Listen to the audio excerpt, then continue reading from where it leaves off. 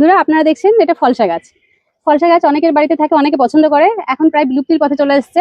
তো এইটা হচ্ছে কি দারুণ খেতে একটা ফল। ফলসা গাছটা হচ্ছে দেশি, আমাদের দেশি ফলসা আছে, দেশি ফলসাটা ফলন হয় একবার করে। কিন্তু এই ফলসা গাছটাতে আমার মাদার প্লান্ট আছে, খুব বড় মাদার প্লান্ট আছে। হাবিব তুমি একবার দেখিয়ে দিও আমার মাদার প্লান্টটা। মোটামুটি 2-3 বার ফল আসছে, মানে একবার শেষ হয়ে যাচ্ছে আবার চলে আসছে, এইভাবে 2-3 বার ফল পাচ্ছি। ছোট গাছেই ফল দেয়, এই দেখুন বন্ধুরা, ছোট ছোট গাছেই সব ফুল চলে এসছে। ছোট গাছেই ফুল চলে এসছে। এটা এই ভ্যারাইটিটা আপনারা টবে করতে পারেন। যে ফলসা গাছ বলে মাটিতেই লাগাতে হবে এরকম কোনো ব্যাপার নেই, এই গাছটা টবে করা যায়, টবে সুন্দর ফল দিচ্ছে। অনেক গাছে ফুল চলে এসছে, এরকম ছোট গাছে সব ফুল চলে আসছে।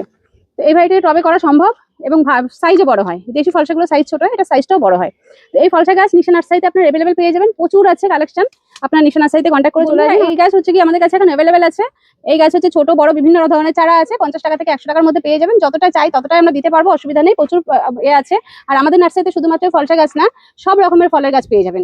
সমস্ত রকম ফলের গাছ আছে। আমাদের স্ক্রিনে দেওয়া নাম্বারে কন্ট্যাক্ট করে চলে আসবেন, দমদম নিশা নার্সারি। স্ক্রিনে দেওয়া নাম্বার থাকবে, আপনার যখনই কোনো প্রয়োজন হবে, গাছের প্রয়োজন হলে আমাদের ফোন করে চলে আসবেন।